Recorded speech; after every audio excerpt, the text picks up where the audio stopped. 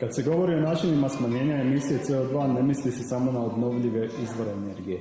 Jednako je važno koristiti energiju učinkovitije. Oko 40% energije koja se potroši se u zgradama. Tijekom posljednjih nekoliko godina učinjen je veliki korak prema energetski učinkovitijim stambenim zgradama. Ali što je sa zgradama javnog sektora? Djeluju li one na najbolji mogući način?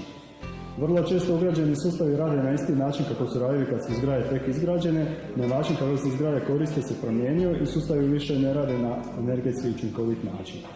A tu se uklapa europski pilot projekt RECO i optimizacija potrošnje energije u upravnoj zgradi Doma zdravlja Zagreb Centar.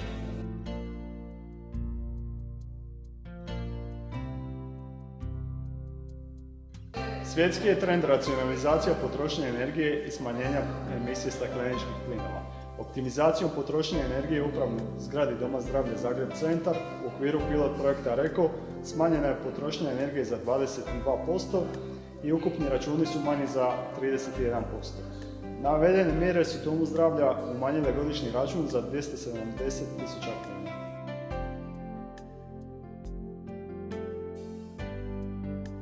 Zgrada Doma zdravlja izgrađena je prije 30 godina.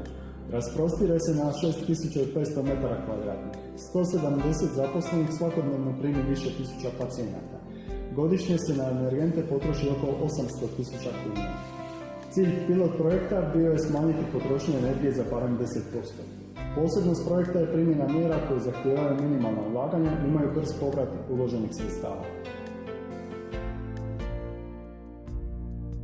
Osim što imamo moralnu i zakonsku obavezu paziti da učinkovito trošimo energiju, energenti iz godine u godinu poskupljuju i čine sve veći udio u troškovima Doma zdravlja. Stoga je bio prirodan potez uključiti se u ovaj projekt koji je nama ponudio mogućnost uštede energije, ali i novaca.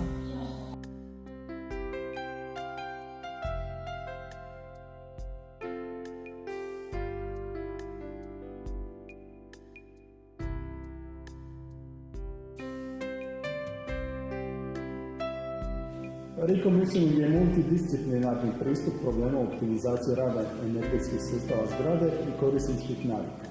Fokusiran je na tehnički, ekonomski, organizacijski i pravni aspekt korištenja energije. Osnovni koraci u provođenju postupka optimizacije su definiranje ciljeva, prikupljanje podataka o zgradi i potrošnje energenata, primjena mjera, održavanje učinkovitosti mjera.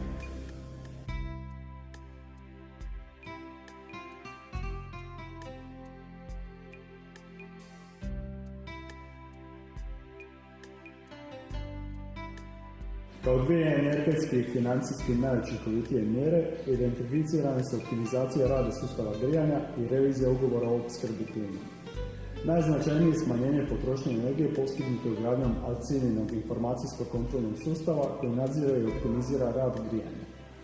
Energetski manje važan, a financijski vrlo značajan efekt imao je odabir novog dobavljača plina koji je ponudio značajno niži cijenu. Primijetili smo da se neki dijelovi zgrade intenzivno griju i kad se ne koriste, te da se cijela zgrada nepotrebno grije vikendom i praznicima. Ugradili smo sustav koji prati potrošnju energije i temperature zraka na svim etažama, te ih automatski prilagođava potrebama korisnika zgrade. Time se zgrada ravnomjernije grije i troši manje energije. U optimizaciju sustava grijanja uloženo je 50.000 kuna, a ova mjera Domu zdravlja godišnje uštedi oko 150.000 kuna. RECO pilot projekt nam je otkrio skriveni potencijal za postizanje značajnih ušteda. Nadam se da ćemo slične projekte uspjeti primijeniti u nekoj od ostalih zgrada koje su u sastavu Doma zdravlja Zagreb Centar. Naš cilj je biti odgovorni i racionalni upravitelji, kako novcem, tako i potrošnjom energije. Vjerujem da će trud i znanje potvrđeno u ovom projektu biti prepoznati, te da će i druge javne ustanove slijediti naš primjer. Važno je naglasiti da se uštede RECO projekte nisu postigle mjerama štednje, jer štednja podrazumijeva odricanje, nego boljom raspodjelom potrošnje energije. Za održavanje ušteda i prepoznavanje budućih mjera bitno je trajno pratiti rast zgrade. Osim značajnog financijskog efekta i smanjenja emisije stakleničkih plinova, u zgradi se povećava udobnost i svijest zaposlenika o mogućnosti efikasnijeg korištenja energije. Zašto i vi ne biste optimizirali vašu zgradu?